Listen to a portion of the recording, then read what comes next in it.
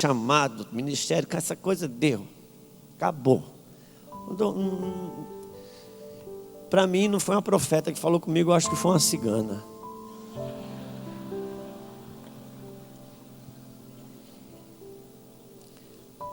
E eu fiz isso. Eu trabalhava com vendas. Aquele dezembro, eu vivia a minha vida enterrado na igreja. Naquele dezembro, fomos visitar praia, shopping. Dia 10 de janeiro eu comprei um carro zero. Meu primeiro carro zero. Que agora, já que eu podia trabalhar mais, gastar mais tempo no trabalho, então poderia ter uma condição de pagar uma prestação de carro zero. Depois de uns dias, em janeiro, ainda estava com um carro zero, dedicado ao trabalho. Uma tristeza profunda na nossa vida entrou. Até que a Luciana, a Lulu, ouviu uma mensagem. Ligou para mim, minha praça era longe, eu saía na segunda, voltava sexta. Ela me ligou e disse: amor, escutei uma mensagem aqui de uma pessoa, mexeu muito comigo. Eu queria fazer uma oferta para ela, para quem quer que seja. Eu disse, como eu tinha acabado de comprar o carro, eu raspei o fundo do tacho. Eu saí de casa, deixei um clipezinho com dinheiro da água, clipezinho com a luz, clipezinho no dinheiro do telefone, tudo certinho. Eu disse, amor, raspa tudo aquilo lá e pode fazer o depósito. A maior tristeza que eu estava, a gente ainda tinha um desejo de responder para Deus. E ela fez aquele depósito, eu nem sei para quem que foi até hoje, mas foi para um pregador. Aquele depósito caiu na conta lá e respondeu dentro da nossa casa. Deus entrou dentro da nossa casa. Foi uma loucura. Passamos um ano debaixo do poder de Deus dentro da nossa casa. Comecei a orar toda sexta-feira na minha casa. Eu, a Lulu, a pastora Dolores, a pastora Beth, escondido. Eu sou do tempo que tinha que orar escondido do pastor. E Deus vinha ali com muita força sobre nós. Aquele ano nós passamos debaixo do poder de Deus e debaixo do nosso teto. Eu lembro que era 9 horas da manhã mais ou menos. Estava tomando café, a pessoa foi me visitar, entrou na cozinha e caiu. Eu estava tomando café, não estava orando. E quando chegou em agosto, eu por 10 anos congregando num lugar que eu nunca pisei o pé noutra igreja, nunca nada, nós não tínhamos essa facilidade para isso. Mas eu fugi e fui numa conferência em agosto de 2005, na cidade de Blumenau, que estaria pregando lá um cara chamado Dan Duque.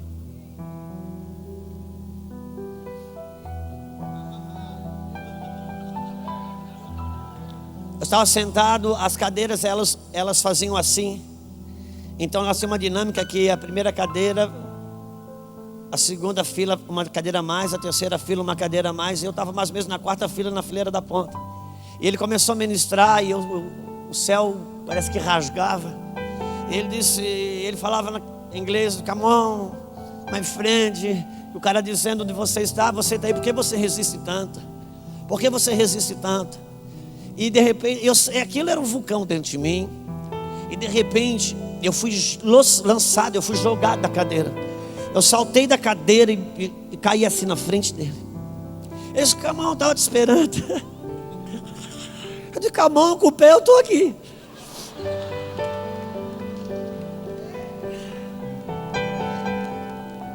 Ele dava...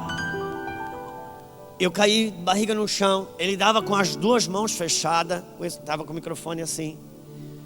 Dizia, never, never.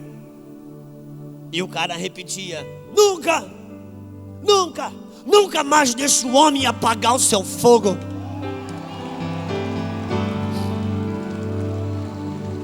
Nunca mais deixe o homem apagar o seu fogo. Quem mandou você deixar o homem apagar o seu fogo? E aquele dia, até ali eu achava que pessoas estavam apagando meu fogo. Mas Deus estava brigando comigo, não porque as pessoas apagaram meu fogo. Deus estava brigando comigo porque eu deixei pessoas apagar o meu fogo. Você pode estar num lugar frio, mas você não precisa ser frio. Você pode estar num lugar morto, mas você não precisa ser um morto. Quem deixou o homem? Porque você deixou o homem apagar o seu fogo? Nunca mais. E aquele dia, Deus nunca acende uma fogueira com outra fogueira. Deus sempre acende uma fogueira com um graveto queimando. E o pastor Dandil, que ele é um graveto que acende fogueira. Eu tenho muita gratidão por esse homem. Também tenho gratidão pelo pastor Irineu Gruber, que era a voz da pregação do CD.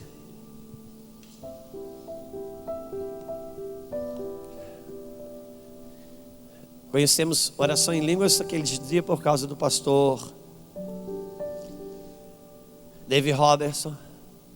E no final daquele processo, Deus nos entregou um pai.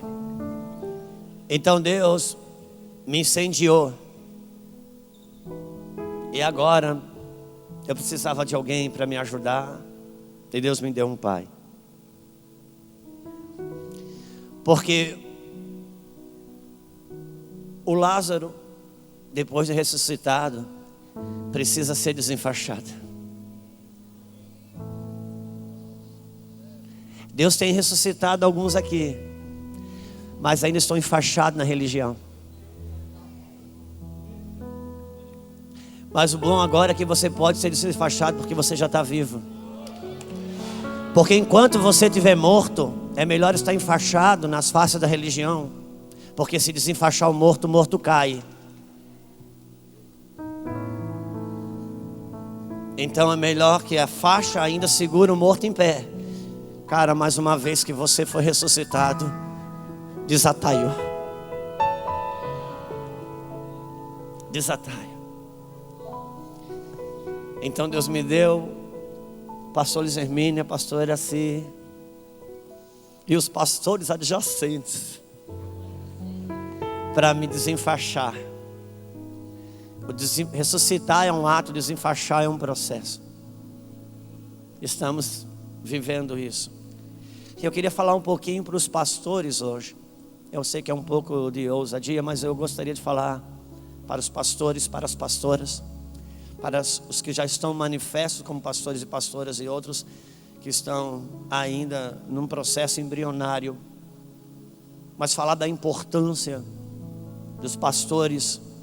Quando eu falo pastores, eu estou usando a nomenclatura da liderança. Se você é um profeta, se você é um mestre, enfim. O apóstolo Paulo, ora ele fala sobre a igreja como templo, e ora ele fala como a igreja sobre corpo. E quando eu fiz menção disso, o pastor Fábio, o profeta Fábio Souza, ele disse que quando Paulo fala sobre igreja templo, ele está falando aos judeus.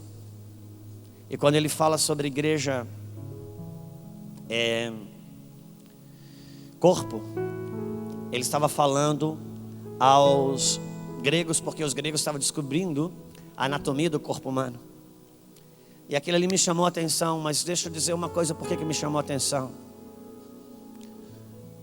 Porque se você é igreja, templo, irmãos, o fundamento é um só, é Cristo. Mas o que sustenta as construções são as colunas.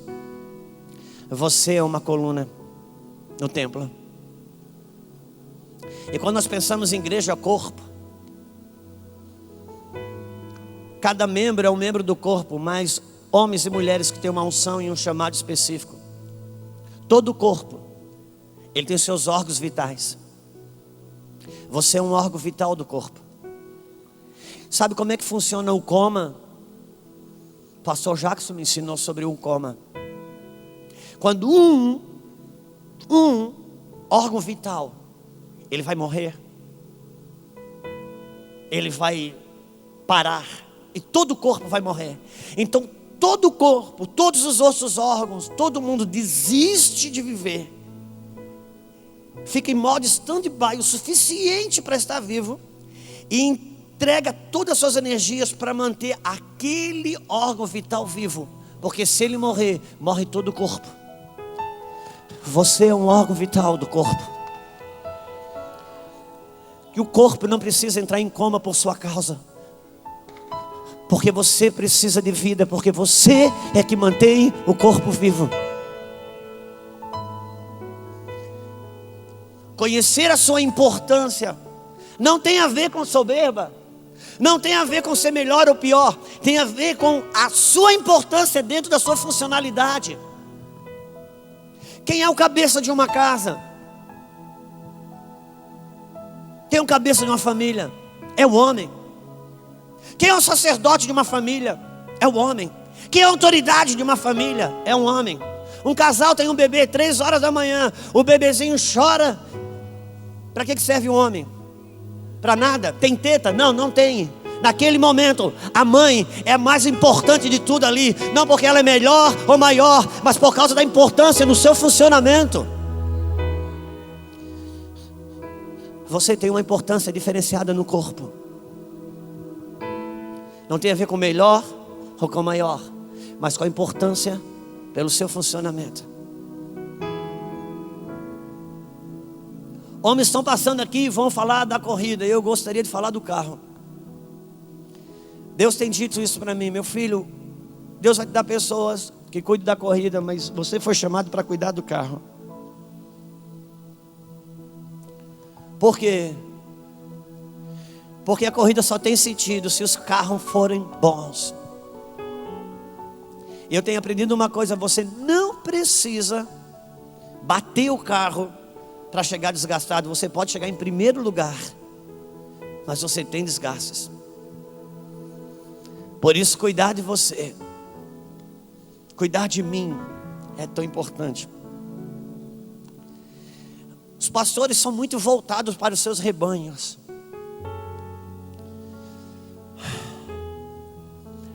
Entendamos algo. Uma das coisas que mais me atrai na Bíblia sobre liderança é o princípio que Deus colocou no efeito de Jacó. Você sabe, não precisa eu ler. Cada vez que Labão trabalhava, mudava as ovelhas, os rebanhos de Jacó, dizia: Jacó, o seu rebanho, ele vai ser branco, as ovelhas brancas são suas. O que Jacó fazia? Jacó ia na fonte das águas, colocava varas descascadas, lisas, e as ovelhas que vinham beber a água naquele lugar, quando elas iam parir, elas pariam ovelhas lisas. Labão trocava, disse: agora tuas ovelhas são listadas. Ele mudava o mecanismo. Ele colocava varas nas fontes das águas, descascadas em listas, e as ovelhas que estavam para parir vindo beber ali, então elas pariam ovelhas listadas. Varas na Bíblia é autoridade. Ovelhas reproduzem segundo as varas. Então não olhe tanto para o rebanho, invista em você, porque o rebanho reproduzirá segundo as varas. O apóstolo Paulo, ele escreveu algo para a gente, no mínimo intrigante. Ele disse o seguinte: presbíteros e diáconos sejam maridos de uma só mulher. Uau! Eu não sei se tem algum advogado aqui. Eu acho que não precisa ser um bom advogado para você liberar quem não é presbítero e quem não é diácono para ter quantas esposas quiserem. Porque isso é lei, meu filho. Está escrito na Constituinte Bíblica que presbíteros e diáconos sejam maridos de uma só mulher. Logo, o pastor Luiz Paulo, que está aqui, que é advogado, é uma causa ganha, não é? Mas como nós sabemos que isso não é uma verdade, que a premissa da nova aliança é a monogamia, é um Cristo casado com uma igreja. Só que naqueles dias a terra estava debaixo de 3 culturas predominantes. A cultura grega pregava a poligamia. A cultura romana andava de braços dados com a poligamia. E a cultura judaica era extremamente machista. Quando Paulo começa a pregar aos gentios, debaixo do poder do Espírito, pessoas foram nascendo de novo, sendo batizadas no Espírito, foram nascendo as igrejas em multidões. Não tinha as cartas, não tinha uma doutrina de ensino. Era povo pentecostal para tudo que está lá, para todo quanto é lado. E Paulo pregava, abria a igreja, nascia uma igreja ali, ele ia para frente. Daqui a pouco ele começou a receber cartas. Diz, Paulo, tem cara aqui que está convertido aqui. Ele chega na igreja no culto com 5 mulheres, cara. Como é que a gente faz isso? Paulo vai orar. O Espírito Santo fala com Paulo: Paulo, fica tranquilo, não queira arrumar a multidão não. Presbíteros e diáconos sejam maridos de uma só mulher. Corrija as varas, porque ovelhas reproduzem segundo as varas. Se você corrige as varas, não precisa preocupar com o rebanho. Pastores adoecem porque ficam todos voltados para o rebanho, não investem em si. Porque muitos líderes passaram a viver para o seu umbigo. A gente parou de investir na gente. Sua importância é muito grande. Amém. Eu vou pedir para você abrir a sua Bíblia em Lucas. Eu acho que eu já falei sobre abrir a Bíblia em Lucas, foi? Marcos, muito obrigado. Muito obrigado. Marcos 11. Deixa eu ver se eu estou em Marcos. Muito obrigado. Obrigado, Felipe. Marcos 11. Ok. Obrigado, Senhor. Muito obrigado, Espírito.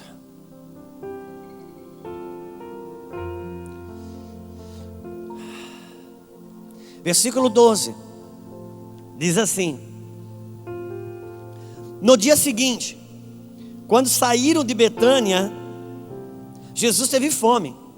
E vendo de longe uma figueira com folhas,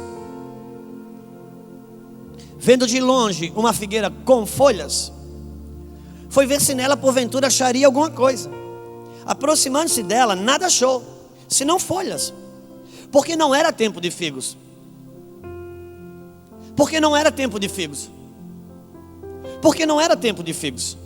Então lhe disse Jesus: nunca jamais alguém coma fruto de ti. E seus discípulos ouviram isso. Uau! Interessante.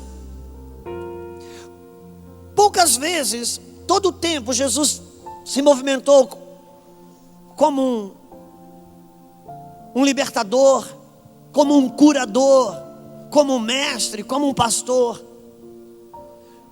Mas aqui ele se revela como um juiz. Ele estabelece um juízo, coisa que não era comum você ver Jesus fazendo. Ele olha para uma figueira, ele estabelece um juízo sobre a sua figueira. Amaldiçoa a figueira, a fim que ela seca. Os discípulos ouviram isso. Agora eu lhe pergunto: esse juízo que Jesus liberou aqui é um juízo, será que manifesta a justiça de Deus? Será que Jesus realmente ele manifesta a justiça de Deus? Quando ele amaldiçoa, ele estabelece um juízo sobre uma figueira por ela não ter figos, sendo que a estação dizia que não era tempo de figos. Já parou para pensar nisso? Qual o problema dessa figueira? Não era tempo de figos, e ela não tinha figos, e Jesus vem e estabelece um juízo sobre ela. Por que Jesus estabelece um juízo sobre uma figueira que não tem figos, no tempo em que não dá figos? Está escrito assim: Jesus teve fome, olhando ele de longe, viu uma figueira com folhas, foi ver se nela tinha algo para comer. O problema da figueira não era não ter figos, porque não era tempo de figos. O problema da figueira era se encher de folhas, anunciando que tinha trigo, de figo, quando na verdade o que ela anunciava ter funcionava para esconder o que ela não tinha. O problema não é ter figo, não é não ter figo. Porque as folhas, diferente da figueira brasileira, as figueiras de Israel, quando elas apresentavam as folhas, elas anunciavam o fruto. Não tem problema não ter figo. O problema é ir para a internet apresentar folhas. E quando ele vem buscar mesmo, então aquele juízo não foi o juízo de quem não tinha o fruto, foi o juízo da hipocrisia. O Senhor não tem problema que você e eu não tenhamos frutos. Se aquela figueira estivesse pelada, feia, não teria problema, Jesus ia deixar ela livre. Por quê? Porque ela estaria em coerência com a estação dela. Não tem problema se o teu problema é de folha caída. Não tem problema se o teu problema não é, no teu tempo não é bonito. Simplesmente entenda a estação em que você está vivendo. Entenda o tempo que você está vivendo. Não apresente folha se não tem fruto. Ele não tem problema com a verdade. Ele não tem problema com a honestidade. Ele tem problema com a incoerência. Aleluia. Deixa eu dizer uma coisa. Os pregadores, os profetas têm gritado que a igreja precisa entender o tempo que ela está vivendo. A igreja precisa entender os dias que ela está vivendo. Mas deixa eu lhe dizer algo. Você não vai entender os dias coletivos se você não entender os teus dias pessoais. Saber em que tempo você está, sabendo aonde você está. Deixa eu lhe dizer uma coisa. Você ter um mapa na mão, sabendo aonde que você vai chegar, não vai te levar a lugar nenhum se no mapa não falar onde você está.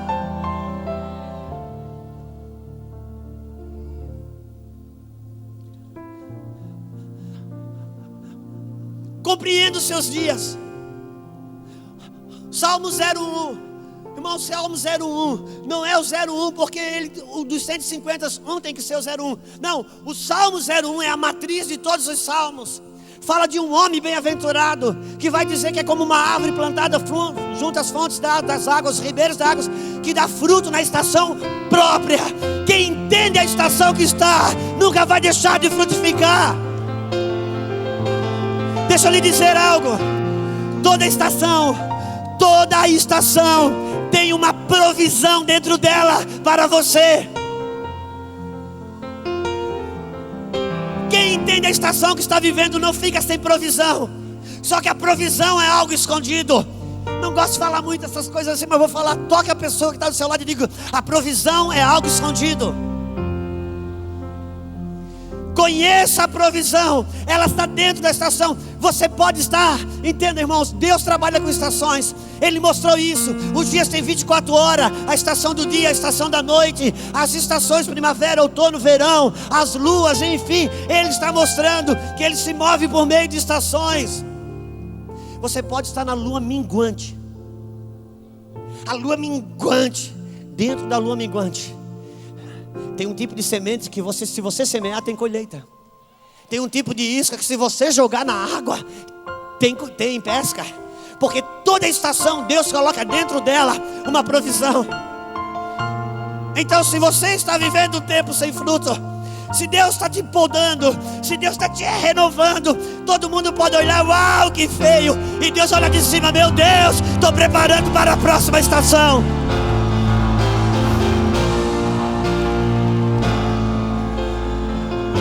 Compreenda a sua estação, compreenda o seu tempo. Ninguém que não compreende o tempo pode dar uma resposta para ele. Toda estação tem uma provisão dentro dela. Quem é crente de verdade aqui sabe o que eu estou falando. Em tempo de angústia, em tempo de deserto, em tempo de tristeza profunda, quem é crente de verdade, em tempo de tristeza profunda, em tempo de deserto, que lê a Bíblia, não tem nada que revela, vai orar, Deus não está, as coisas em volta parece que não colaboram. Quando você entra no seu quarto, você não quer carro, você não quer dinheiro. Se tiver lágrimas, que sejam devolvidas para poder chorar, porque até as lágrimas é uma provisão para a estação de uma tristeza.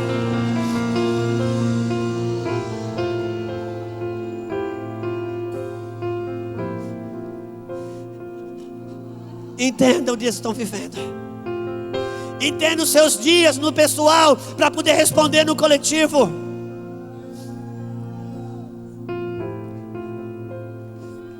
O problema daquela figueira não foi não ter fruto, cara. Ela só estava vivendo a incoerência. O que ela anunciava ter, na verdade funcionava como uma cortina para esconder o que não tinha. Deus não tem problema com a nossa honestidade. É tempo de chorar, chora, cara. Teu tempo está feio, tua estação está feia, seja coerente. Por quê? Porque uma árvore que se deixa ser renovada ao cheiro das águas, ao cheiro das águas, ao cheiro das águas.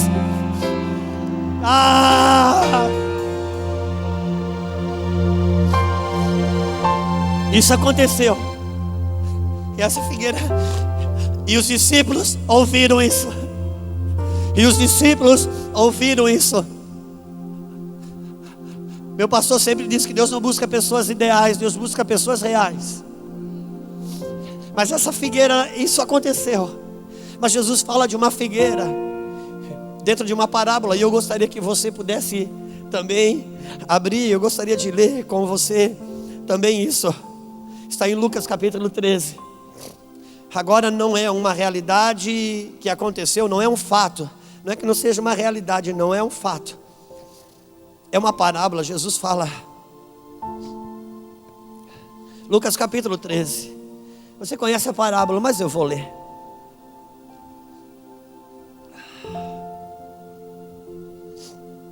Contarás Torá Sorá. Goriás Soriandorá. Choriás Soriassó. Há um movimento do Espírito dentro de você, te atualizando com o relógio de Deus. Por favor, o homem que escreveu o Salmo 01 da fruta da estação própria, ele sabe o que ele estava falando, sabe por quê? Davi experimentou a desgraça de cair do relógio de Deus. Quando a Bíblia diz que no tempo em que os reis saíam para a guerra, Davi ficou em casa. E no tempo que os reis saíram para a guerra, Davi ficou em casa. Davi se desconectou do relógio de Deus para ele. O que acontece? Sabe o que acontece? Ele acaba deitando com uma mulher que não é dele. Por quê? Porque enquanto era para ele estar guerreando, ele estava descansando, dormindo o soninho da tarde, irmão. Se dormir um sono, não estava falando de algo físico. E por que Davi caiu do relógio de Deus? Porque Davi perdeu o espírito da voluntariedade. Perdeu o ímpeto de guerrear. Irmãos, enquanto Davi estava perseguido por Saul, ele era o cara mais crente que a Bíblia já mostrou até hoje. Mas depois que ele conquistou tudo, ele já estava muito abençoado. Ele perdeu o ímpeto de guerrear. Ele ficou em casa. Ele não caiu com Betseba porque tinha uma pomba gira. Ele caiu com Betseba porque ele perdeu o espírito de guerra. Quando você perde o espírito voluntário, você começa a colocar preço para a obra de Deus. Sabe, irmãos, essa casa aqui tem excelentes pregadores. E essa casa que tem excelentes pregadores, ela tem uma cultura que ela recebeu do pai dessa casa. Que por melhor que seja a unção, a palavra, não cobre para pregar, não cobre para ministrar louvor, não cobre para funcionar no corpo. E a gente acabou tendo um certo status gospel no meio das pessoas que levam a sério o evangelho. Mas deixa eu lhe dizer uma coisa: quando você vê alguém cobrando dinheiro, mesmo colocando preço para poder fazer alguma coisa para Deus, a pessoa não começa desse jeito. Às vezes isso aí é um estágio mais avançado. Sempre que você perde o espírito voluntário, você já começa a colocar preço nas coisas. Teve tempo, irmãos, que não importava, a condição financeira era menos, a condição de saúde era menos, as condições eram menos. Irmãos, falta de ar-condicionado nunca foi problema. Se a vigília era de madrugada, não tinha problema. Se era na chuva, não tinha problema. O culto começa às 8 horas da noite. Podia chegar em casa às 15 para as 8. Não dava tempo de tomar banho, não dava tempo de jantar, mas eu ia para o culto. Agora quando eu chego, eu já tenho preço. Se não dá para comer e tomar banho, eu já não vou. Porque quando eu perco o espírito voluntário, eu já começo a colocar preço. Quando você chega a cobrar dinheiro, você já está num estágio mais avançado. Por isso que quando Davi no Salmo 51 vai orar a oração do arrependimento, ele não diz: Deus, tira o espírito de pombagira de mim, tira a imoralidade. Não, ele diz: Senhor, me devolve o espírito voluntário. Porque eu caí, não foi por causa do adultério, eu caí quando eu perdi o espírito voluntário. E quando ele perde o espírito voluntário, o que acontece? Ele dorme um sono, ele vai na sacada, ele vê uma mulher tomando banho. Importa dizer uma coisa, irmãos: ele não estava no hotel, ele estava na casa dele. Logo, aquela mulher tomando banho, a casa era do vizinho. Aquela mulher não era uma visita na casa, aquela mulher era a vizinha dele. Ela sempre tomou banho ali. Por que ele nunca viu? Porque o espírito voluntário protegia ele. Quando você perde o espírito voluntário, teus olhos começam a ser abertos para enxergar o que está do lado de você e te derruba. E antes protegia você. Aquela mulher sempre tomou banho ali. Enquanto ele tinha espírito voluntário, ele não via, irmãos. O pastor sempre foi ruim, a igreja sempre teve problema, a finança sempre está para quebrar. Enquanto você perde o espírito voluntário, você passa a ter os seus olhos abertos para enxergar o que te derruba. Por quê? Porque se desconectou da sua estação. Volte para o relógio de Deus. Não faz mal que sejam folhas caídas. Importa que você esteja na estação própria. Quantos estão comigo? Capítulo 13 de Lucas, versículo 6. Jesus proferiu a seguinte parábola: certo homem tinha uma figueira plantada na sua vinha, e vindo procurar fruto nela não achou. Pelo que disse ao viticultor: há 3 anos há 3 anos venho procurar fruto nessa figueira e não acho. Podes cortá-la, para que ela ainda está ocupando inutilmente a terra. Ele porém respondeu: Senhor, deixa-me ainda este ano, até que eu escave ao redor dela e lhe ponha estrume. Se vier a dar fruto, bem está; se não, mandarás cortá-la. Deixa eu dizer uma coisa.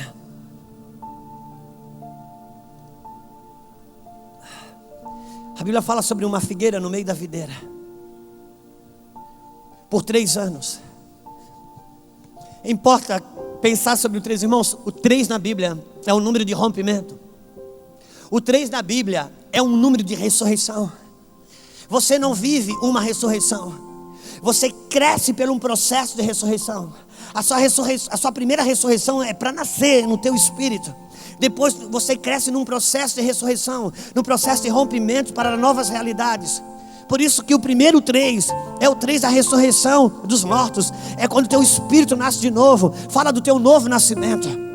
É quando você descobre o sobrenatural, a nova natureza. Você nasceu de novo. Um 3 aconteceu porque o 3 fala da morte e ressurreição de Cristo. Só que vem o segundo 3, o 2-3, que é o 6, que é quando você já começa a ter a responsabilidade de carregar a presença do Senhor, porque era dado 6 passos e sacrificava com a arca nos ombros. É quando você começa a ser imbuído de você rompe para um novo momento, para uma nova realidade, aonde você começa a ter responsabilidade sobre a ressurreição que aconteceu sobre a sua vida. E quando você anda, você cumpre esse ciclo de andar com responsabilidade, carregando sobre os ombros um sacerdócio, carregando sobre os ombros uma arca. Você entra no terceiro 3, que é o 9. É quando Deus faz gerar algo de dentro de você. É um filho que Ele dá para você, vem de dentro de você. Você rompe para uma nova realidade. E conforme você se mantém no cuidado desse filho, numa realidade, você é um tutor, você é uma babá, até que você entra no 4-3, que você rompe para o 12, que é um número de governo. É você deixando de ser babá para ser governo. Quando a Bíblia fala que essa figueira ficou 3 anos, deixa eu falar algo para você. Eu não quero ser teologicamente correto agora. Aliás, eu vou ser teologicamente incorreto. Eu quero só fazer uma aplicação. Eu acredito que eu estou debaixo da autorização do Espírito para fazer essa aplicação aqui. Essa figueira, ela estava onde? No meio da videira. Ela estava no meio de uma videira. Era uva para todo lado. Ela olhava para a direita, uva. Olhava para a esquerda, uva. Para a frente é uva. Para trás é uva. E ela queria dar fruto, não dava. Por quê? Porque ela era figueira. Ela queria dar uva. Ela não conseguia dar uva. Passou um tempo querendo dar uva e não podia dar uva por falta de identidade. Ela queria dar uva e deixava de dar o fruto próprio, que era dela. Ela é uma figueira. Você tem algo que Deus colocou dentro de você, algo exclusivo seu. Não queira dar uva se você é uma figueira.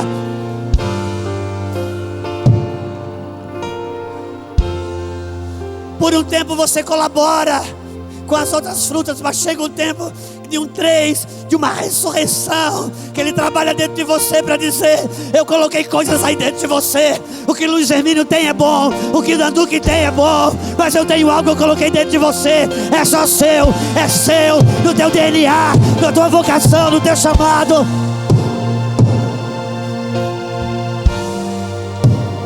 Ah, se ela descobre isso, deixa eu dizer, a popularidade ali era uva. A popularidade era uva. Irmãos, tinha uva de R$100 o cacho, tinha uva de R$50 o cacho, mas também tinha uva de R$1,99. Tinha uva jogada no chão. No figueira só tem uma, só existia ela. Se ela dá figo ali, meu irmão, meu Deus, uva todo mundo tinha, mas quem precisasse de figo tinha que vir nela. Tem algo dentro de você que é só você que tem, é Deus que colocou.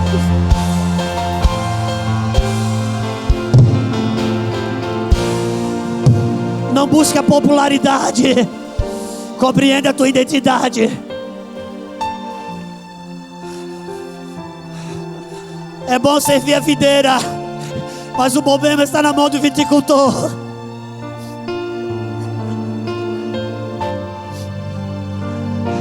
Aí o dono daquela vinha era o dono, não era o viticultor. Meu Deus, se você entender isso no Espírito, era o dono, não era o viticultor. Se corta, corta. E o viticultor disse: não, tem tanta coisa dentro. Se ela soubesse o fruto que ela tem, ela só precisa ser escavada. Ela só precisa ser escavada. Ela só precisa ser escavada.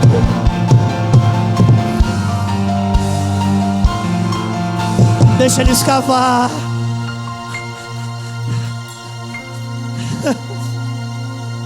Você não está numa crise de identidade. Você está no processo da descoberta da sua identidade. Não brigue com a videira, não brigue com as uvas, não brigue com o dono da videira. Se ligue com o viticultor. Ah, meu Deus, tem algo de Deus dentro de você, cara. Quando você nasceu de novo, esse DNA do novo nascimento, ali veio o seu chamado. O que você tem, ninguém tem. Entenda isso. Há um valor interno. Não se meça pelas uvas em volta. Como disse aqui o apóstolo Luciano, não importa quantos likes. Ah, meu Deus, o que te sustenta não é o que você sabe. O que te sustenta é o que você tem.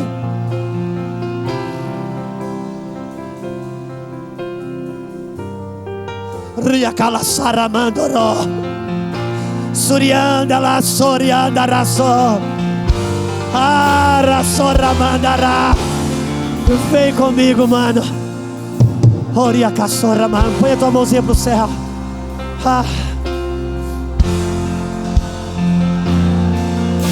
Santo,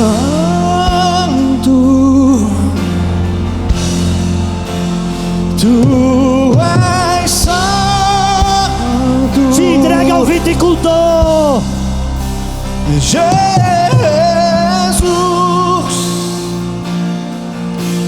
Filho de Deus.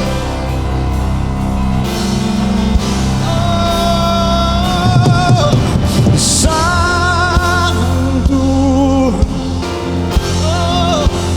tu és santo.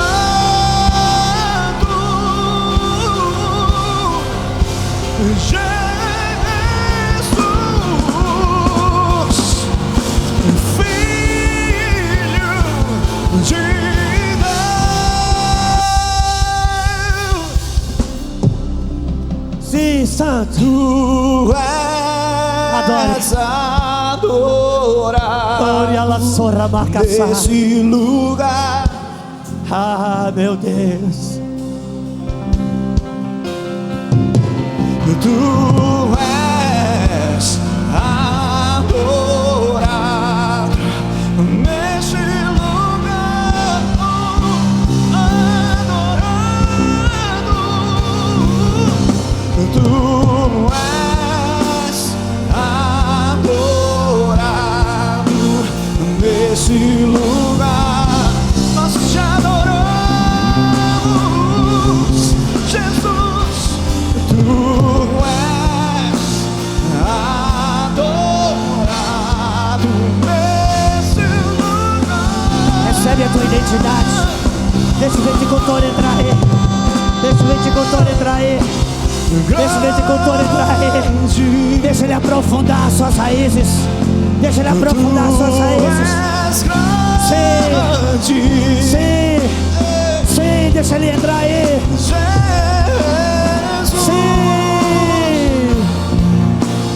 Filho de Deus.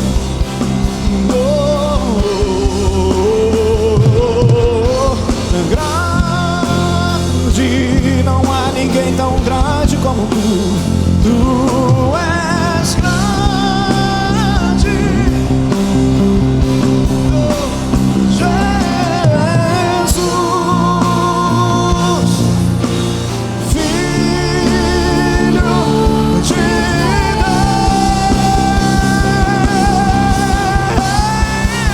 Deus. Tu és adorado nesse lugar.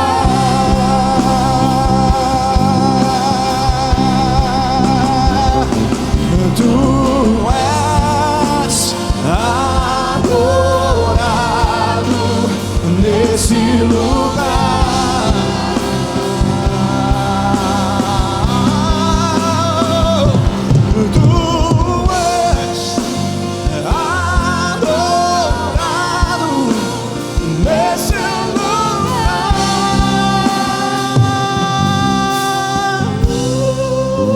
não fique brabo.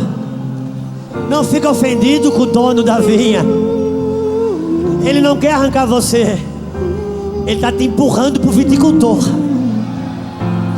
Não se ofenda com quem está querendo arrancar você. Não é homem, não é o diabo. É Deus te empurrando para o viticultor. Seja agradecido. Obrigado, querida. Eu preciso continuar, gente. Eu vou pedir para você sentar mais um pouquinho.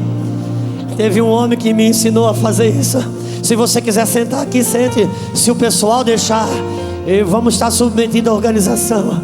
Mas deixa eu continuar um pouquinho.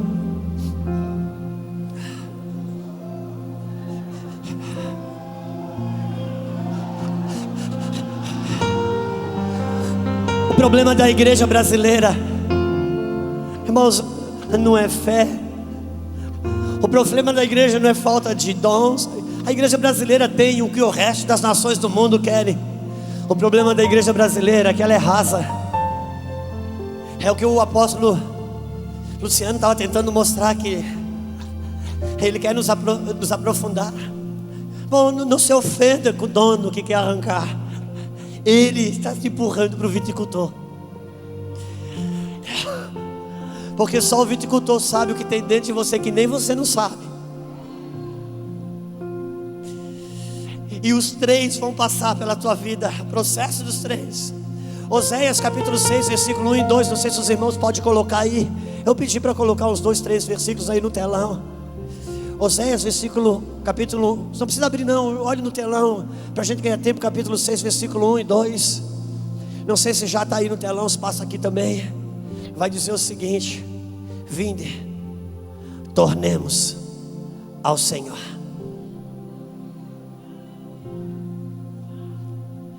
Vinde, tornemos ao Senhor. Como que se torna ao Senhor? Como que se torna ao Senhor? Oséias capítulo 6, por favor. Oséias 6, não sei se os irmãos, eu não estou conseguindo alcançar. Vinde e tornemos para o Senhor, porque Ele nos despedaçou. Moça, deixa eu dizer uma coisa. A figueira está feia, Ele te despedaçou. Você não vai voltar para o Senhor inteiro, com tudo que você aprendeu. Deixa eu dizer uma coisa, você começa na lei. Meu Deus, o Danduque falou aqui. O seu sacerdócio começa em Levi, mas ele tem que acabar em Melquisedeque.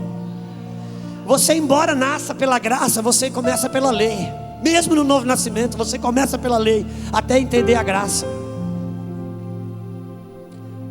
Você começa pela lei. Na lei, perdoar é uma obrigação. Na lei, perdoar é um mandamento. Mas quando você se desenvolve e cresce, perdoar já deixa de ser uma obrigação e um mandamento. Você já agora descobre que perdoar é um direito de você estar livre de quem te ofende. Muda tudo. Muda tudo quando você descobre a graça que está dentro da lei. É quando você se desenvolve. Eu escrevi no Instagram outro dia, não foi a única frase que eu escrevi, escrevi meia dúzia até hoje, mas uma que eu escrevi que deu um toquezinho de polêmica. Eu não gosto de fazer isso. Eu escrevi que você, para ser perdoado, você não precisa se arrepender. Você precisa se arrepender para ser reposicionado. O cordeiro foi imolado antes da fundação do mundo, meu menino. Filho está perdoado antes de errar. Aí entrou um teólogo ali e disse: por todas as escrituras, à luz da verdade, para ser perdoado você precisa se arrepender. Aí a Belzinha me escreveu, disse: pai, o pai quer responder. Eu digo: vou responder, filho. Escrevi para ela: coloca aí. Eu disse: que bom para você, eu escrevi. Porque se é essa a sua revelação, você ainda tem o direito de aqueles que te ofendem, aqueles que te maltratam, você perdoá-los só se eles se arrependerem. Eu quero dizer para você que no meu evangelho eu não tenho mais esse direito. Não cresça na revelação, fica aí, porque você vai perder o direito que eu não tenho mais. Porque se Deus manda eu perdoar quem me ofende, mesmo se a pessoa não se arrepende, e Ele não faz isso, então já estou ficando mais santo que Deus. Eu estou num nível mais alto. Eu vou discipular o Senhor para ensinar a Ele que Ele pode perdoar mesmo sem a pessoa se arrepender. Deixa eu lhe dizer uma coisa. Jesus, Ele não veio só nos perdoar, Ele veio nos reposicionar. Agora, para reposicionar, você precisa de um fundamento novo para reconstruir. Aí o arrependimento entra. Vinde e tornemos para o Senhor. Ele nos pedaçou, Ele fez a ferida e Ele vai ligar. Depois de 2 dias nos ressuscitará, e ao 3º dia nos levantará, e viveremos diante dele. Você precisa entender o 3 da Bíblia, o processo das ressurreições.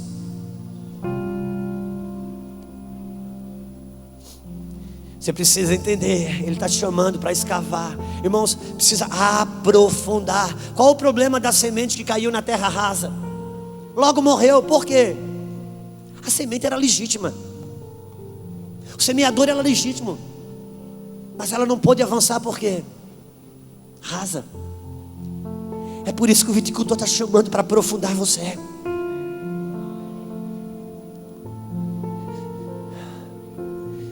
Tem uma passagem que eu vi na Bíblia, eu gostaria de colocar aqui, que é Lucas capítulo 6, versículo 44 e 48.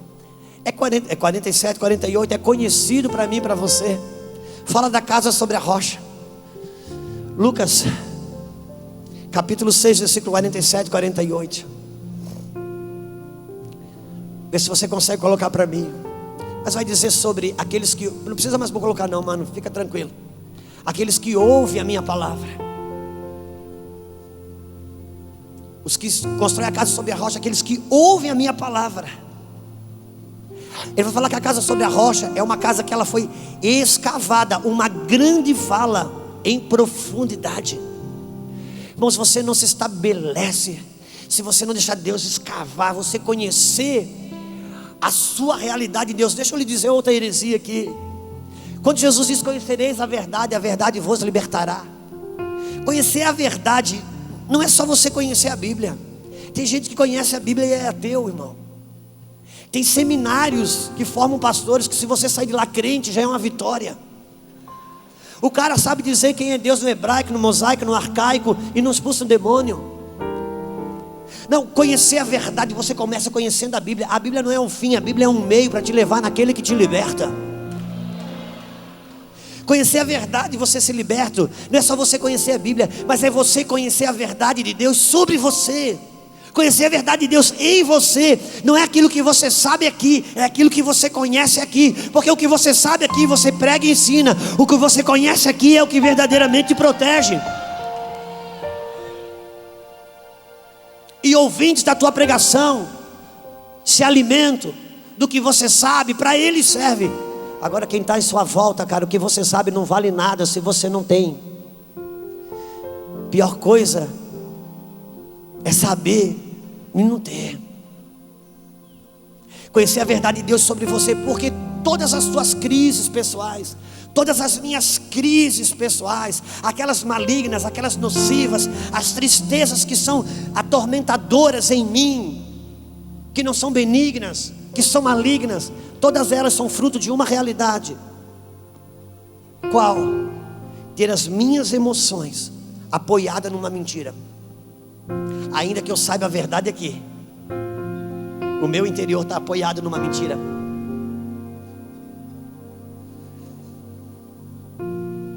Aí quer curar a depressão de pastor com Rivotril. Cara, eu respeito isso, mas a gente vai precisar rever essas conversas, pelo amor de Deus.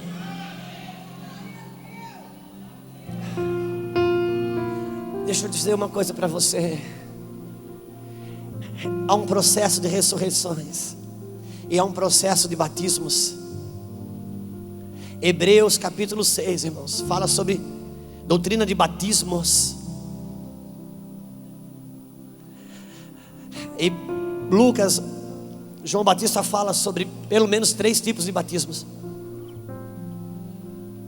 João Batista diz: eu vos batizei com água, mas vai vir um que vai batizar você com o Espírito Santo e com fogo. Isso não são 3 tipos de batismo, isso são processos de batismos. Processo de batismos e de ressurreição. Tem pelo menos o batismo com água, o Espírito Santo e com fogo, irmãos. Se você quiser ser salvo, batize em água. É o selo do teu novo nascimento. Se você quer ser avivado, batiza no Espírito Santo. Aleluia, xarabacaia. Mas deixa eu lhe dizer uma coisa. Se Deus te chamou para ser uma libertadora, um libertador, você não vai escapar do batismo do fogo. Porque com o libertador, Deus fala por meio do fogo. Quando Jesus foi transfigurar, Ele trouxe os 2 maiores libertadores do Antigo Testamento, Moisés e Elias. Com todos os 2 Ele falou por meio do fogo. Porque com o libertador, Deus fala por meio do fogo. É o batismo que te aprova para o teu progresso. É Ele escavando as suas raízes, fortalecendo no crescimento da sua identidade. No batismo com fogo, você não diz aleluia. No batismo com fogo, você diz aleluia. Ouça-me. No batismo com o Espírito Santo, você ganha uma fé para conquistar. No batismo com fogo, você ganha uma fé para suportar. No batismo com o Espírito Santo, você expulsa os demônios. No batismo com fogo, você não tem direito de expulsar o demônio. Porque o batismo com fogo não te dá o direito de expulsar. O batismo com fogo te habilita e te treina a suportar. Resistir ao diabo e ele fugirá de vós. É um batismo que promove uma convicção, um enraizamento no Senhor, que você não expulsa o demônio. É Ele que desiste de você, porque Ele diz: aqui não tem jeito.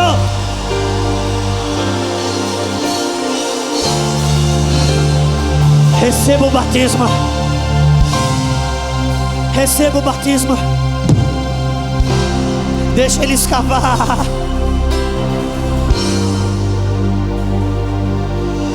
Nos batismos, te insere na sua construção de autoridade em novas realidades. Tiago e João chamaram Jesus. Apóstolo Luciano, e ele disse: sabe o que? Senhor, no teu reino posso sentar um à direita e outro à esquerda. Jesus olhou para ele e disse: será que vocês podem ser batizados com o batismo que eu vou ser batizado? Porque os níveis de autoridade que você vai entrar dependem dos batismos que você se submeter, amado. O que é o rio de Ezequiel? Senão batismos. O rio de Ezequiel nada mais é que batismos. Ele recebe um batismo. Deus coloca Ezequiel no rio. Ele anda 1000 côvados. Não foi o rio que avançou, é ele que andou. E sabe o que ele viu? Ele se viu com água nos artelhos, água nos tornozelos. Meu Deus, ele estava embriagado. Ele nunca sentiu. Meu Deus, é o rio de Deus. Quando ele olhou para frente, aquele mar enorme. Ai, o rio de Deus está toda à minha disposição. O rio de Deus. O rio de Deus olha para Ezequiel e disse: ei, de Ezequiel só tem os pés. Porque nesse tipo de batismo não é o quanto que você tem de Deus, é o quanto que Deus tem de você, cara.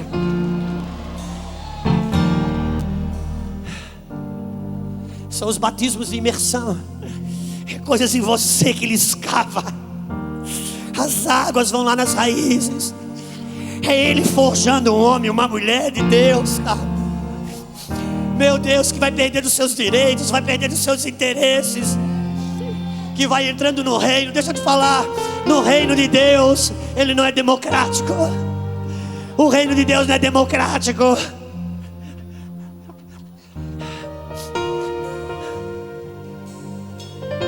O reino de Deus é teocrático. No reino de Deus o Pai é nosso, o pão é nosso, cara. Só tem uma coisa que é meu no reino de Deus: o Senhor é meu pastor. Então não queira obrigação sobre outro. O Senhor é só seu, mas o Pai é nosso, o pão é nosso. As obrigações não impõem sobre o outro. Não queira que o outro faça o que você faz. Você não é senhor de outro. Senhor é individual. Mas quando o pão chegar e quando o Pai chegar, compartilha, porque o pão é nosso, o Pai é nosso. É quando ele vai mudando. Aqui dentro são os batismos de imersão. Os batismos de imersão é Deus se introduzindo em novas realidades, que nem as exigências. Aí o cara está com água nos artelhos e ele vê o pastor Luiz Hermínio ou outros homens dizendo: meu Deus, tem isso aqui, o reino de Deus tem isso, o reino de Deus tem aquilo. Cara, a gente olha, a gente entra em crise, porque eu sei que tem, mas eu olho em minha volta e eu não acho. Senhor, o que está acontecendo? O Luiz Hermínio tem ou não tem? Esse filho, esse tipo de coisa que você quer, não tem com o evangelho com água nos artelhos. Isso só tem com o evangelho com água nos joelhos para frente. Ah, então existe. Então eu quero, então deixa eu te batizar. Deixa ele escavar, aprofundar. É quando ele vai batizar minhas motivações, vai batizar minha justiça própria, meus caprichos pessoais. Ah, meu Deus, deixa ele te batizar. É quando você tem que esperar, irmãos. Esperar. Quantos pastores tem aqui? Muitos, eu sei, não precisa levantar a mão, mas tem meia dúzia de cadeira escrito pastores. Espera ser convidado. Não ultrapassa os processos. Não ultrapassa os processos. Quando você chegar numa festa, sente atrás. Se você entrar a sentar aqui na frente, pode ser que alguém diga: olha, chegou um novo convidado aí, você precisa sentar lá. Não, senta atrás. Porque a Bíblia diz que se o dono da festa, se você sentar atrás, ele pode dizer: amigo, vem cá, senta aqui na frente. Porque se o homem te botar hoje na cadeira da frente, amanhã ele pode tirar. Mas se o dono da festa, cara,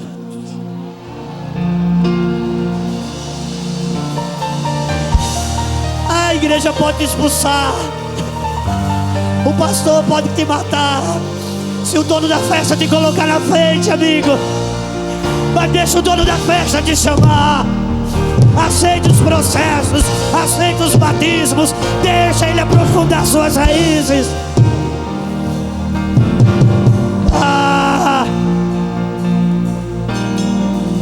Ele está te empurrando para o viticultor. Irmãos, eu não estou falando de cadeira física não, por favor. Eu estou falando de coisas espirituais para pessoas espirituais.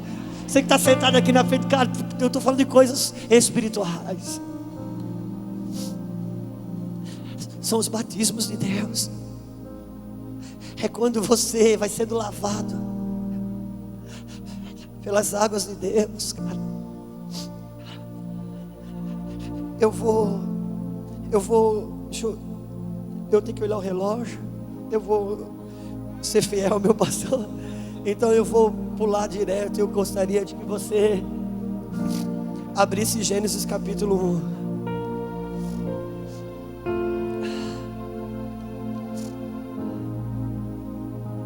Gênesis capítulo 1.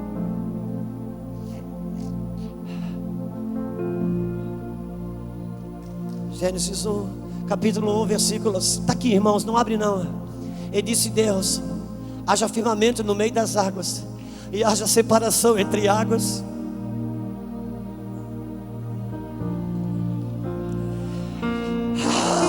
Você está em qual batismo?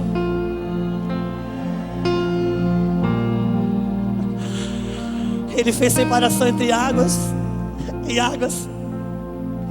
Às vezes eu vejo o pastor se ofendendo. O cara passa um pregador lá, e às vezes o povo se rasga todo. Aí no final ele pega o microfone. Só estou falando isso o ano todo. As pessoas não, aqui nunca vi ninguém nem dar glória a Deus, cara. Se eu for entender isso hoje, deixa eu dizer uma coisa. Deixa eu fechar aqui.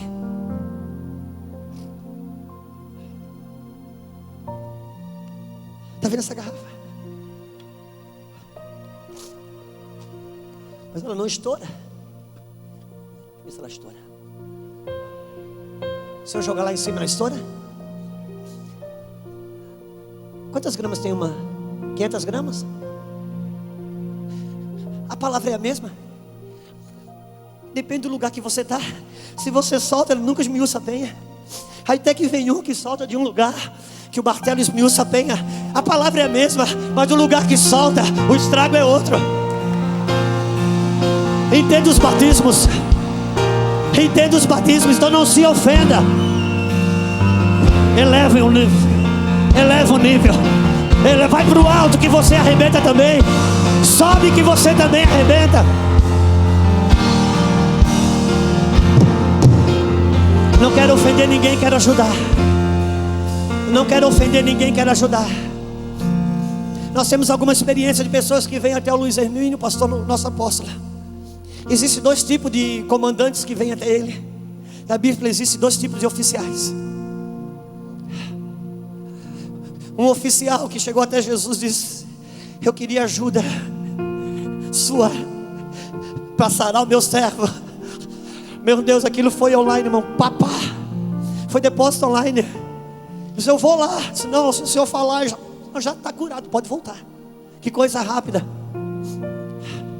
Mas tem outro oficial na Bíblia chamado Naamã, que a serva que disse: ai, se ele conhecesse o homem de Deus que está em Samaria, que trabalho para curar aquele homem. Quando o oficial quer cura para o servo, a coisa é rápida. Mas quando é os servos que estão buscando ajuda para o oficial ser curado, oh meu Deus, ele não, é complicado. Porque os batismos que precisa no Jordão para curar a lepra é um processo. Quem entrou no Jordão para ser salvo mergulhou uma vez só. Quem entrou no Jordão para ser limpo da lepra mergulhou 7 vezes.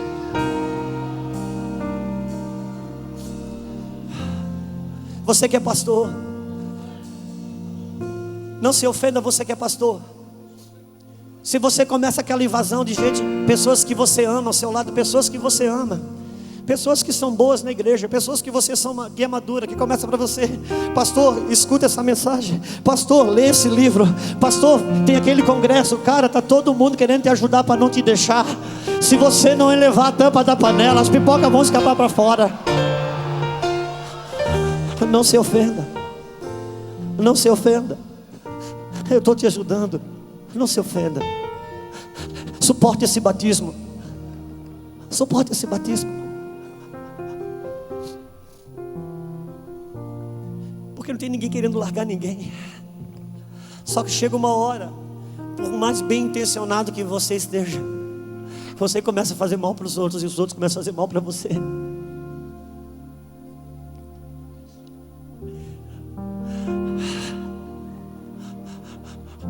Deixa Deus escavar. O Senhor te trouxe nesse lugar. Não é porque tem gente aqui melhor ou pior, mas tem gente mais adiantada no processo. Maria foi grávida de algo divino, cara. Ela tinha algo divino dentro dela. O Senhor diz: Maria, vai na casa de Isabel, porque você vai aprender com ela. Eu vou aprender com Isabel, Senhor. Se o que eu tenho é algo divino, Isabel ainda se relacionou com o homem. Vai aprender com ela. Se você não entendeu o princípio da submissão. Por que eu tenho que aprender com ela? Porque ela está mais adiantada no processo. Ela está com 6 meses de gravidez e ela é uma mulher experiente. Então ele vai. Chega lá, os bebês tremem no ventre, porque Deus te leva para aprender com pessoas que estão mais adiantadas nos processos, em algumas áreas da sua vida. A Maria foi lá, Maria viu o parto. Maria viu o corte do cordão umbilical. Maria viu o primeiro banho, a primeira amamentação, o bico doer, reclamar, como é que faz. Ela aprendeu, porque ela foi aprender com quem estava mais adiantada no processo. Mas deixa eu lhe dizer uma coisa: o fato de Maria sair de casa para aprender com Isabel não significava dizer que o que ela tinha era menor do que Isabel. Deus te leva para aprender com pessoas, mas de repente o que você tem pode ser maior. Aprenda com os outros, mas não negue o que Deus colocou aí dentro.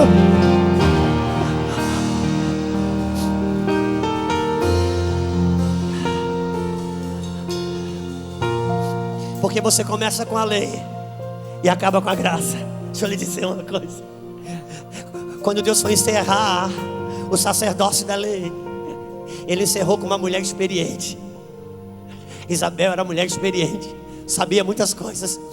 Mas quando Ele foi levar o nível da aliança, mudar a categoria do sacerdócio, que Ele migrou para Melquisedeque, Ele não chama uma mulher experiente, Ele chama uma menina.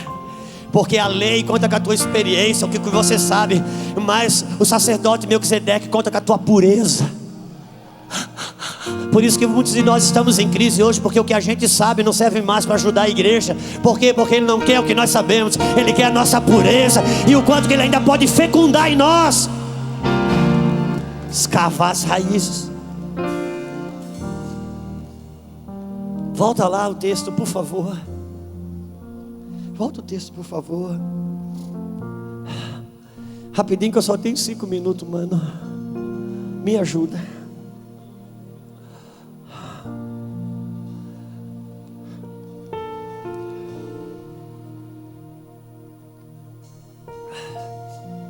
Precisamos ajudar nossos filhos.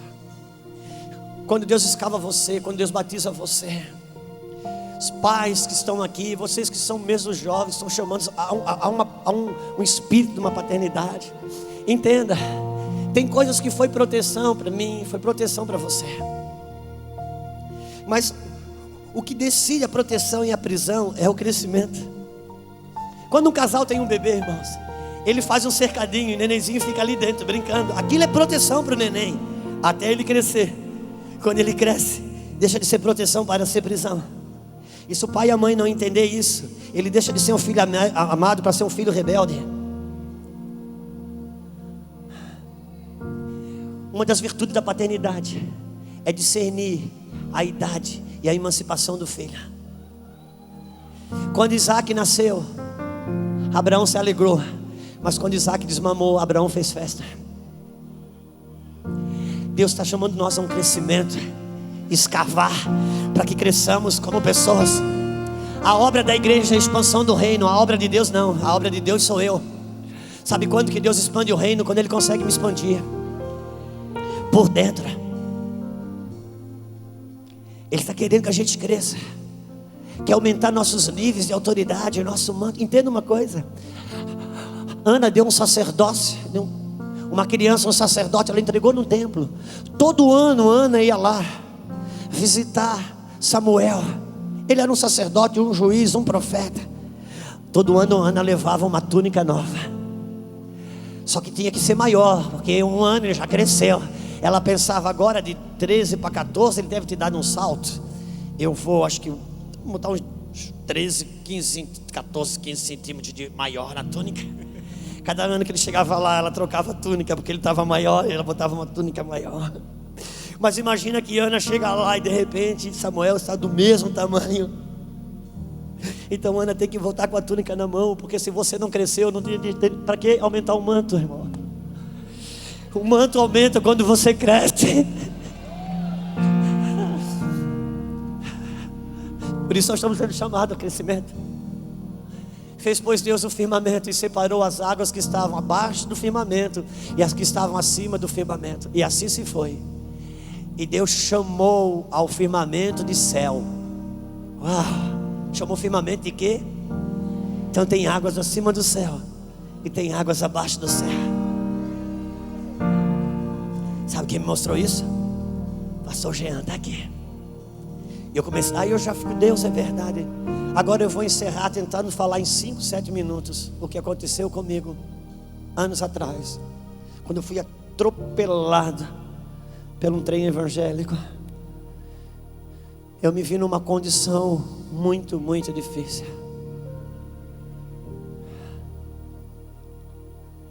E uma pessoa muito relevante para mim entrou em depressão profunda. E quando eu fui conversar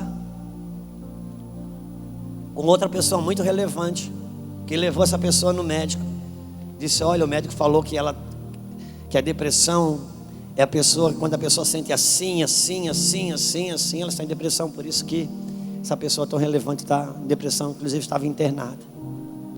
E eu falei para essa pessoa, outra pessoa muito relevante, e disse: cara, deixa eu te falar uma coisa, essas mesmas coisas eu sinto.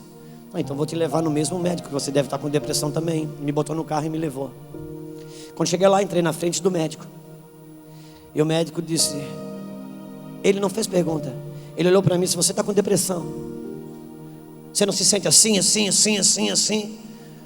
Eu digo: exatamente, então você está com depressão. Pega todas essas medicamentos aqui, vai para casa. Peguei o carro, vim para casa, caí de cama. Fiquei em depressão por 1 ano e meio, deitado numa cama. Cheguei ao ponto que eu não conseguia comer. A minha Lulu levantava meu rosto para colocar um copo de vitamina. 1 ano e meio depois, eu trabalhava por conta própria. Foi um período difícil. A nossa vida mais difícil. Chegou um livretinho na minha mão, não sei quem levou até hoje, de Morris Cirulo. Um livretinho: quando a fé parece fraca e a vitória é perdida.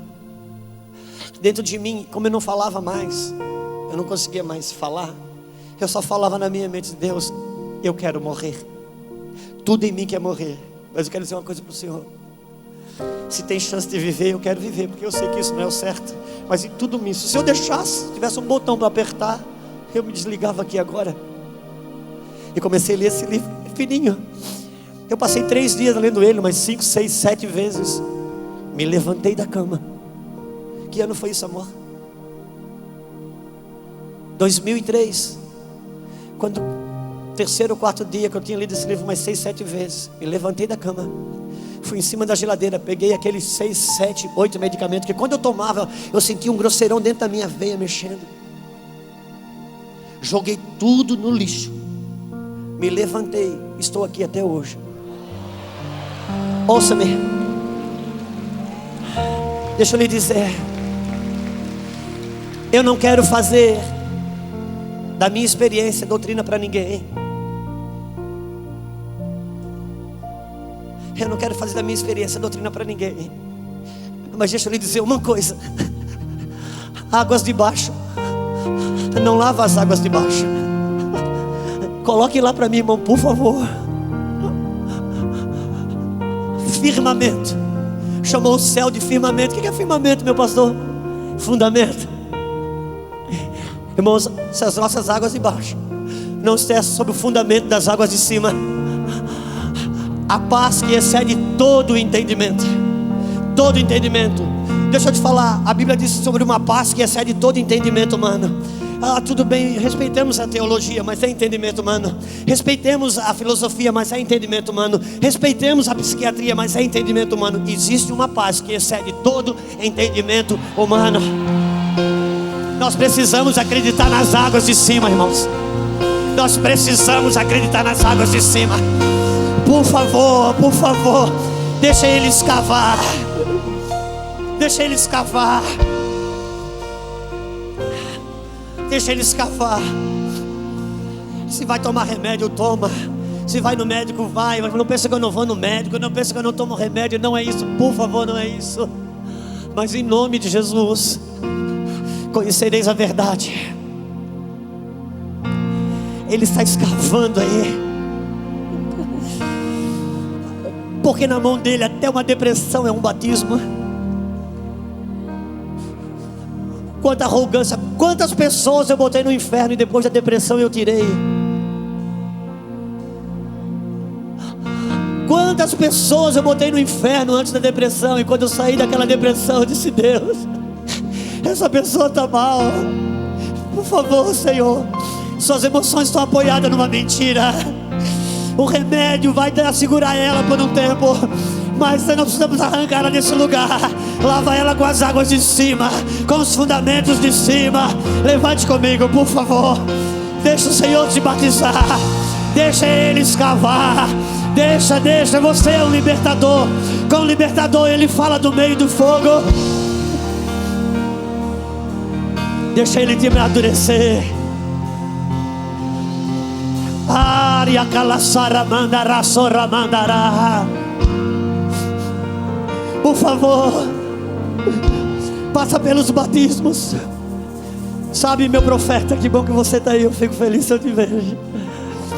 Davi, vocês que entendem essas coisas sabem ensinar pra gente. Mas tudo indica que Davi, ele não podia sentar com os irmãos na mesa. Não está escrito que ele era bastardo, mas a impressão que dá é que ele realmente era bastardo. Ele não podia almoçar com os irmãos, ele não podia jantar com os irmãos, porque ele era o único filho que não era de pai e mãe. Irmãos, entenda uma coisa, todos os dias. Pensa, quando Samuel chamou e foi à mesa, os 7 irmãos estavam lá, Davi não estava, porque Davi não podia almoçar, os irmãos não deixavam. Pensa na dor de Jessé, queria incluir o filho, mas não podia. De repente, ele está lá, Davi, todo dia na hora do almoço, comia marmita com as ovelhas. Poxa, eu tenho direito naquela mesa. Eu sou filho, meus irmãos não deixam comer. E não deixavam mesmo. Até que um dia Deus resolve levantar um homem para ungir o rei. Chega na casa de Jessé e diz: Jessé, põe uma mesa aí. Fala para os teus filhos que um desses seus filhos vai ser rei de Israel. Jessé corre nos filhos: gente, toma um banho, se arruma como rei, se apronta como rei, e vem para a mesa, um de vocês vai ser rei de Israel. Quando eles chegam lá, vem 1, 2, 3, 4, quando chega no 7º, Samuel diz assim: gente, não é nenhum de vocês 7, não tem mais nenhum irmão. Era essa hora que o profeta ele fica em crise, será que ele ouviu Deus ou não? Aí então Davi diz, o pai diz: não, tem mais um. Tem um. Aí olhou para os 7 irmãos, 7 irmãos olharam para o pai, tipo assim: o senhor não vai deixar ele vir, se não sou eu, é Deus, agora ele vai ter que vir. E o profeta disse: nenhum dos 7 senta, se ele não chegar na mesa. Aí Davi chega, ele se apronta rápido, Davi. Quando Davi chega, os irmãos já sabiam que ele era o rei. Ele chega e disse: olha, o rei chegou, vocês podem sentar agora. E Deus unge Davi rei na frente dos irmãos. Presta atenção nisso. Chega ali, ele olha e era o dia que nasceu a composição. Quem me viu passar na prova e não me ajudou, era aquele dia, Davi sendo ungido rei diante dos irmãos que não deixavam ele comer na mesa. Davi dizendo, Deus dizendo: não senta nenhum na mesa antes dele chegar. Uau! Agora Davi estava por cima. Agora Davi era o cara. E agora tem uma guerra. Tem uma guerra. E de repente Jessé chama Davi e diz: Davi, pega essa comida, esses pães que estão aqui. Pensa, profeta, quer ser para você também. Esses pães que estão aqui, leva para os teus irmãos que estão na guerra. Davi olhou e disse: o que? O senhor está brincando? Eu entrar numa guerra que não é minha para levar comida para os irmãos que nunca me deixaram sentar nem na mesa? Eu vou entrar numa guerra que não é minha para dar comida para os irmãos que sempre me rejeitaram e falaram mal de mim? Se é isso, por isso que eu tinha ungi a rei, para dar comida para os irmãos, para entrar numa guerra que não é tua, para dar comida para os irmãos que te maltratam, para os irmãos que te rejeitam, para os irmãos que não entendem. Se você é rei, se prepara para dar comida, entrar em guerras que não são suas, para dar comida para aquele que te rejeita. Entenda a mentalidade, deixa ele escavar. Pedro, tu me amas? Sim, Senhor, eu te amo. Apacenta o meu rebanho. Pedro, tu me amas? Sim, Senhor, eu te amo. Apacenta o meu rebanho. Sim, Pedro, tu me amas? Sim, Senhor, eu te amo. Senhor, para, o Senhor está querendo pisar no calo só porque eu neguei o Senhor. Eu acho que eu não te amo. Não, Pedro, entenda uma coisa, não queira ser perfeito, não, Pedro. Eu estou te chamando, estou dizendo: Pedro, se tu me amas, apacenta minhas ovelhas. Sabe o que eu estou dizendo, Pedro? Eu não preciso de você perfeito, eu só preciso que você continue. Porque se você continuar, você dá o que eu preciso para aperfeiçoar você no nível que você quer. Continue, deixa o Senhor te escavar. Tem uma identidade para você, cara, para colaborar. Eu quero respeitar meu pastor. Cadê meu apóstolo?